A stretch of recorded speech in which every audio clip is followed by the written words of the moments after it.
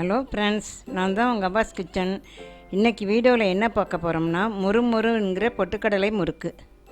அதுக்கு முன்னாடி மறக்காமல் நம்ம வீடியோ பிடிச்சிருந்தால் லைக் பண்ணுங்கள், நம்ம சேனலை சப்ஸ்கிரைப் பண்ணுங்கள் மற்றும் ஷேர் பண்ணுங்கள்.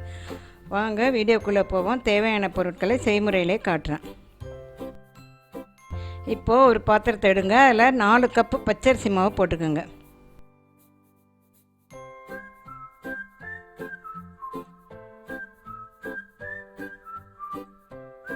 இப்போ 1 கப்பு பொட்டுக்கடலை மாவு நல்லா சலிச்சிட்டு போடுங்க.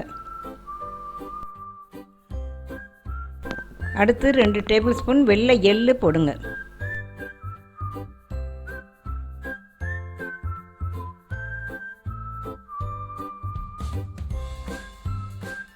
இப்போ அதில் ஒரு வடிகட்டி வச்சுக்கோங்க. இப்போது ஒரு 1/4 கப்பு தண்ணி எடுத்துக்கோங்க. அதில் 2 டீஸ்பூன் உப்பும் 2 டீஸ்பூன் பெருங்காயத்தூளும் போட்டு நல்லா கலக்கி வடிகட்டியை வச்சு வடிகட்டி ஊற்றிக்கோங்க.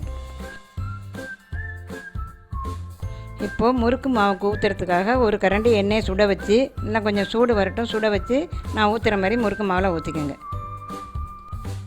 எண்ணெய் சூடாக ஊற்றிருக்கோம். கரண்டியால் கலக்குங்க. கை வச்சு கலங்கினா கையை சுட்டுடும்.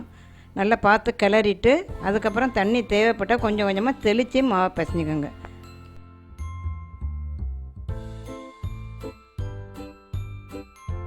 இப்போது உப்பும் பத்தலை, தண்ணியும் கொஞ்சம் பத்தலை.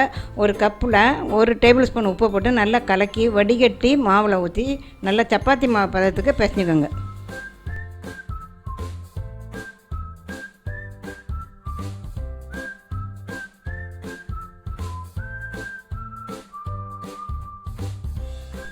இப்போது நான் செய்கிற மாதிரி நல்லா பிசைஞ்சிக்கோங்க. கரெக்டாக இருந்தால் வச்சுக்கோங்க. பத்தாட்டி கொஞ்சம் தண்ணி தெளித்து பிசைஞ்சிக்கோங்க. ஒன்று சொல்ல மறந்துட்டேன். அரிசி அளந்திங்கன்னா அரிசினா 4 கப்பு அரிசி போட்டு 1 கப்பு பொட்டுக்கடலை போட்டு அரைச்சிக்கோங்க. இல்லைன்னா மாவை எடுத்தால் 4 கப்பு மாவு எடுத்திங்கன்னா 1 கப்பு மாவு போடணும். பொட்டுக்கடலை மாவு நல்லா இது மாதிரி பிசைஞ்சு எடுத்து வச்சுக்கோங்க.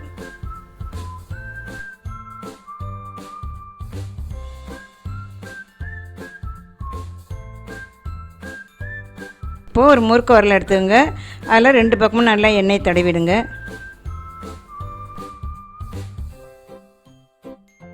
இதையும் சேர்த்து தான் நான் 2 பக்கம்னு சொன்னேன். இப்போ இது மாதிரி ஒரு தட்டில் கொஞ்சம் எண்ணெய் தடவிட்டு முறுக்க புளியுங்க.